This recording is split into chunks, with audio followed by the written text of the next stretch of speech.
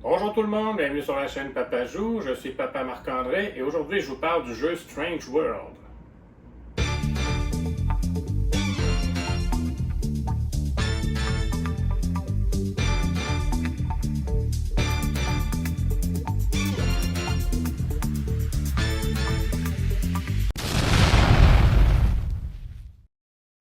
Alors, Strange World, c'est un jeu pour 1 à 4 joueurs de 10 ans et plus pour des parties d'environ une quinzaine de minutes. L'auteur du jeu est Florian Grenier et il est illustré par Valériane Hawley. Le jeu est publié chez Greg Games. Donc, dans Strange World, en fond, les joueurs vont créer un monde étrange dans les nuages avec des cartes qu'on va poser devant nous. Si vous connaissez Château Combo, vous allez pas trop être dépaysé. C'est un peu le même principe. Là. Donc, à cette fois-ci, on va faire un tableau de 4 par 4 au lieu de 3 par 3 comme dans Château Combo. Je dirais qu'au niveau complexité, il est peut-être un petit peu plus élevé que Château Combo. Donc, mais si vous aimez ce type de jeu-là, vous devriez trouver votre plaisir avec Strange World. Donc, je vais installer le jeu, je vais vous montrer un peu comment ça fonctionne une partie, comment on calcule les points, comment on gagne. Vous allez voir que c'est pas si simple que ça, il faut bien placer nos cartes pour bien compléter le puzzle, parce que si les cartes, certaines cartes, si on les place pas aux bons endroits, ben il y a des petits mimes qui vont venir manger notre carte, puis ça va nous aider à nous nuire en fait à faire des points. Donc, tout autre de petites stratégies comme ça que je vais vous montrer. Donc, j'installe le jeu. En attendant, si vous êtes nouveau sur la chaîne ou si vous n'êtes pas encore abonné, n'hésitez pas à le faire. Là, moi, ça me fait super plaisir. Donc, j'installe ça et on regarde plus en détail Strange World. Alors, le but du jeu va être de marquer le plus de points, là, représentés par des étoiles dans la plupart des cas, en créant notre tableau là, de 4 par 4. Ça va se faire en 5 tours de jeu.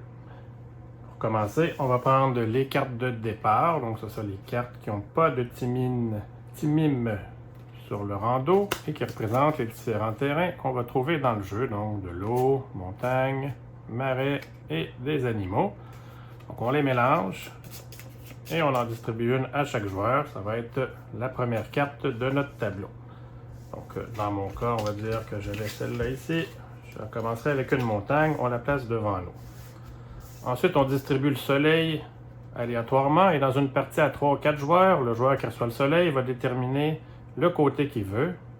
C'est ce qui va, on se fie avec le vent ici, là, oui, c'est vraiment du vent, donc on peut aller vers la droite ou vers la gauche. Et c'est ce qui va déterminer l'ordre qu'on va passer les cartes parce qu'il va y avoir une phase de draft et c'est comme ça qu'on va obtenir nos cartes pour ensuite les placer sur notre tableau. Donc, dans une partie à 2 joueurs, évidemment, ça ne sert à rien de faire ça, mais à 3 ou 4 joueurs, c'est le joueur qui possède le soleil qui détermine l'ordre. Et à chaque manche, on passe le soleil au joueur suivant. Donc, voilà. Ensuite, on va créer le paquet avec les cartes terre. Ça, dépendamment du nombre de joueurs, là, en bas, c'est indiqué ici comme 1+. Bon, il y a des cartes à 2+, 3+, 4+. Donc, dépendamment du nombre de joueurs, si vous jouez solo, vous prenez juste les cartes à 1+. À 2, vous ajoutez les 2+. À 3, vous ajoutez les cartes 3+. Et à 4, vous ajoutez les cartes 4+. Donc, là, dans mon exemple, je vais toutes les mélanger ensemble, là, mais dans une partie normale, il faudrait vous fier au nombre de joueurs que vous êtes. Donc, on mélange les cartes. Et on les laisse prêts au centre de la table. Au centre de la table, on va également mettre les cartes fumerolles, que je vais expliquer tantôt comment on les utilise. Les cartes ville sombre, qui rapportent des points. La première vaut 9. On les place en ordre là, décroissant. Ensuite 7, 5, 4 et 4. Donc on les laisse là. Et on a des cartes voyageurs qui vont être placées à côté. On va y revenir également là, dans un moment, à quoi ça sert les voyageurs. Pour la mise en place, c'est pas plus compliqué que ça. Au début du tour, on va distribuer 3 cartes à chaque joueur. Donc là, j'ai ça ici. Vous allez voir, les cartes, dans le fond, représentent les différents terrains. Ils peuvent en avoir 2 sortes de terrains différents, 2 pareils, des fois c'est seulement 1. Donc ici, j'aurai montagne, marais, et ici, j'ai 2 cartes avec chacun 2 animaux dessus. Donc, on prend nos cartes et on va en choisir 2 qu'on va passer au voisin en signant au sens du vent. Donc là, je passerai ces 2 cartes-là au joueur à ma droite, comme ça, et je recevrai 2 autres cartes. Donc, On se retrouve avec encore 3 cartes en main. Cette fois-ci, on en choisit une, qu'on passe à nouveau au joueur, dans le même sens que le vent, et on reçoit une autre carte. Donc là, il nous reste 3 cartes. Ça, c'est la phase de draft. Ensuite, en commençant par le joueur que le soleil, on va commencer à poser une carte à tour de rôle, ensuite notre deuxième et notre troisième, et ça va compléter le premier tour. Pour placer nos cartes, vous allez voir qu'il y a certaines petites contraintes à respecter. Et juste avant de voir là, toutes ces contraintes de placement de cartes, dans le fond, je vais vous dire, après ça, on répète le même procédé pendant 4 autres manches, puis notre tableau de 4 par 4 va être complété, puis ça va être déjà la fin de la partie. Bon, ça, c'est très simple. Maintenant, on va regarder là, les cartes, comment on peut les placer pour faire le plus de points possible. Qu'est-ce qui arrive quand on place des cartes qu'il ne fallait pas, pas qu'il fallait pas, mais qui ne sont pas au bon endroit, parce que des fois, on n'aura pas le choix d'en placer, puis les petits mimes vont venir s'amuser à manger notre carte. Parfois, on va avoir des volcans également dans les terrains qui vont venir recouvrir une de nos cartes avec du fumerole. Mais si on a 2 cartes fumerole qui se touchent, ça va créer une ville sombre. Bon, on peut moyen de créer des portails pour attirer aussi des voyageurs. On va regarder tout ça plus en détail. On va commencer par les cartes voyageurs. Comment on peut en obtenir? Donc, vous allez voir que sur certaines des cartes, on retrouve des moitiés de portail comme ça, là. On va essayer de venir créer comme ça sur notre tableau. Donc, quand un joueur crée un portail, il va pouvoir prendre la pile des voyageurs, les regarder et venir en s'en choisir un. Chaque voyageur rapporte 5 points en fin de partie, plus peut-être un bonus si on remplit la condition. Le voyageur, lui, on va venir le porter soit à gauche, soit à droite de notre tableau. Il ne compte pas dans le 4 par 4, c'est une carte à part. Donc, dans mon cas, je vais choisir de le placer à gauche et disons que je vais choisir celle-là ici. Puis on va la placer comme ça, un peu en retrait, là, parce qu'elle va pouvoir toucher 2 de nos rangées de cartes. Donc, dans ce cas-ci, ça me dirait, ben, c'est 5 points. Et si, dans mes 2 rangées qui touchent mon voyageur, j'ai 2 marais, ben, je vais aller chercher 4 points de plus. Donc là, j'en ai déjà un. Il suffirait juste que j'en place un autre dans la rangée du bas pour aller chercher le bonus. Il y a moyen d'avoir un deuxième voyageur là, si jamais on en crée d'autres. Par contre, si j'ai une autre carte portail et que je suis obligé de la placer ici, là, j'ai pas d'autre place où la placer, et ça crée un deuxième portail dans la même rangée, ça, c'est pas permis. Ça va faire qu'un petit mime va venir manger ma carte et je vais devoir la retourner comme ça. Donc, impossible d'avoir 2 portails dans la même rangée. Donc, ça, c'est pour les voyageurs.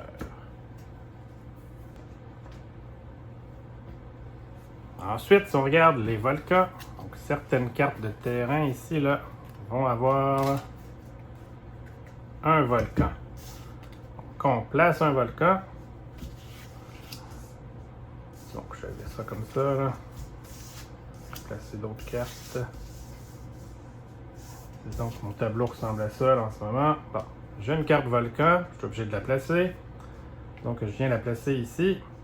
Ben, je vais être obligé de recouvrir avec une carte fumerole une carte adjacente à mon volcan. Donc, je pourrais décider de venir la placer ici, comme ça. Et là, ça me ferait enlever les points des animaux. Donc, c'est comme ça. J'aurais pu venir la placer ici, puis recouvrir un petit mime avec la fumerole. Ça, c'est permis. Par contre, si mon tableau était plein comme ça, là, et que le seul espace qui me restait, c'est lui ici, en plaçant mon volcan, on ne peut pas placer un fumerole sur un autre fumerole. C'est le seul endroit qu'on ne peut pas. Là, comme j'ai 2 fumeroles et que ma seule place qui me reste, c'est ici, ben, la carte, on va simplement la tourner sur le côté mime. Ça. C'est certain que les cartes fumerolles, c'est pas le fun. Ça vient cacher nos cartes et nous enlever des points. Par contre, si j'avais déjà, disons, un fumerole ici et là, j'en mets un volcan et je fais un autre fumerole ici, dès qu'on a deux cartes fumerolles qui se touchent comme ça, ou par en haut comme ça, on va venir prendre la carte de ville sombre du dessus du paquet et venir la placer comme ça en chevauchant nos deux cartes. Donc finalement, ce qui ne valait plus rien est rendu qu'il va me rapporter 9 points grâce à la ville sombre. Il n'y en a pas beaucoup. Si jamais vous arrivez à la fin et qu'il n'y en a plus de disponibles, ben là c'est tant pis, vous ne rapportez pas de points à ce moment-là. Donc c'est une belle façon de marquer des points quand on prend souvent des volcans, c'est d'aller chercher des villes sombres de cette manière-là. Donc là, on a vu deux façons que les Timimes peuvent arriver. Là, si on crée deux portails sur la même rangée, ou si on a une carte volcan à placer et qu'on ne peut pas placer de carte fumerole, ça transforme en Timime. Il y a d'autres façons aussi que les Timimes pourraient venir faire leur apparition. Donc si on prend les cartes haut, donc si disons j'étais placé comme ça.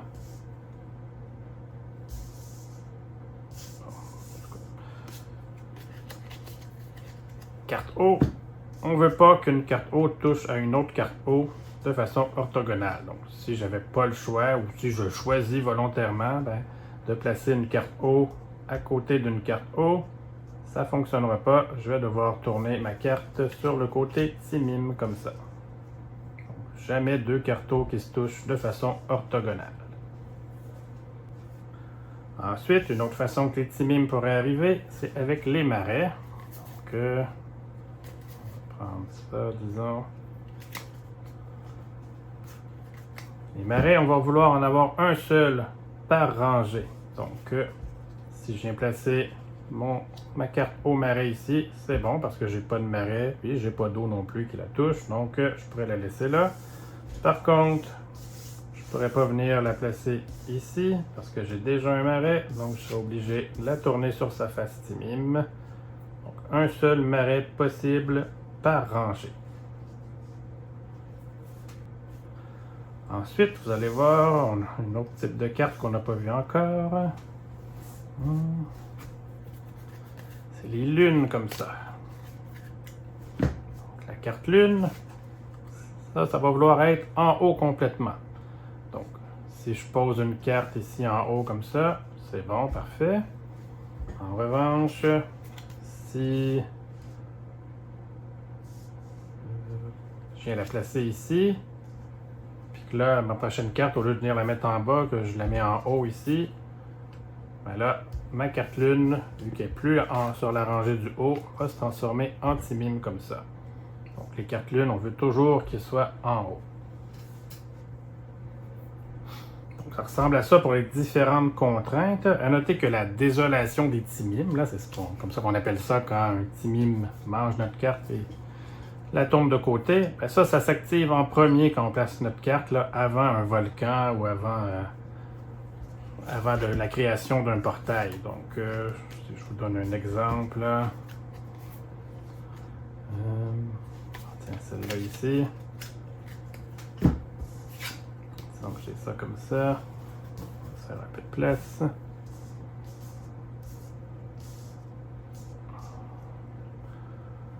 Donc, c'était comme ça.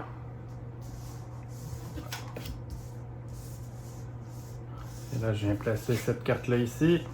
C'est un volcan, oui, mais j'ai deux marais dans la même rangée, donc ça va s'activer en premier. Donc, je n'aurai pas à placer de carte fumerole sur une carte adjacente. Donc, on active la désolation des Timimes avant le volcan. Même chose si j'avais créé un portail avec une carte qui n'était pas bien placée et qui fait créer une désolation de Timime, ben, la carte se transforme et je ne vais pas créer de portail.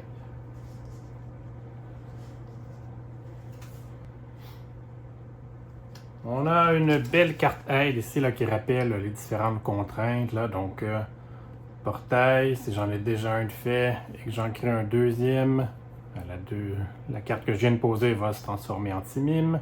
Même chose, si je pose une carte haut à côté d'une carte haut, ça va se transformer en Timime. Les marais, si j'en ai déjà une dans ma rangée, la carte que je pose de marais va se transformer en Timime. Ensuite, si je viens poser une carte en haut d'une carte lune, donc d'une rune rangée en haut, ben, ma carte lune va se transformer en Timim. Et si je viens poser une carte lune sur une rangée qui n'est pas la plus haute, automatiquement, je la place sur son côté Timim.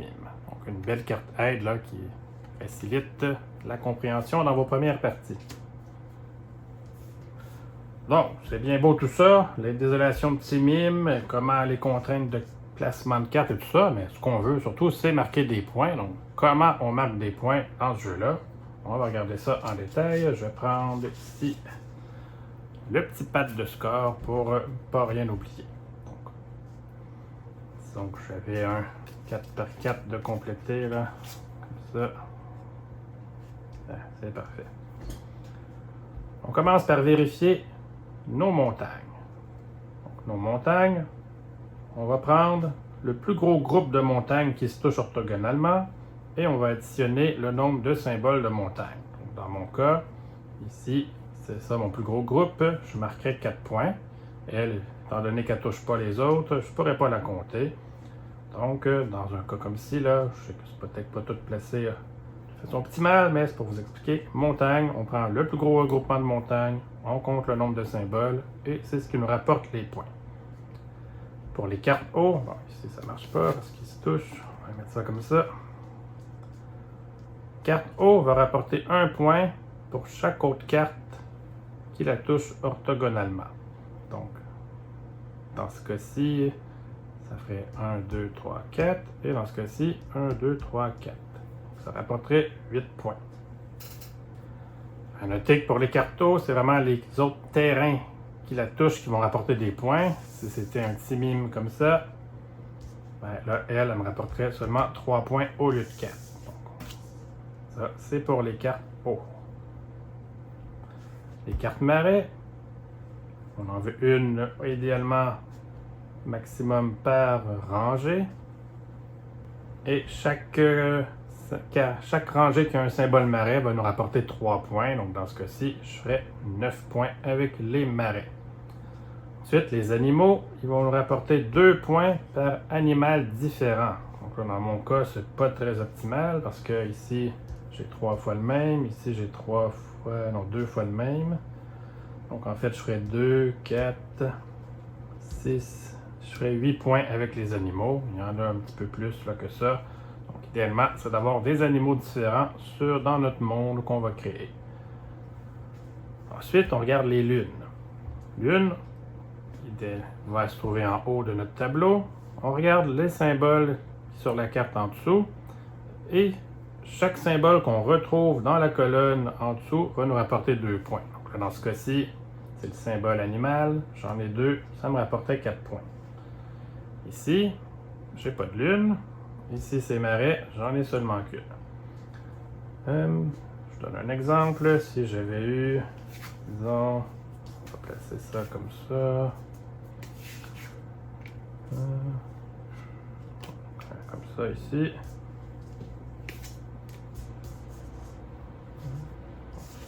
Bon.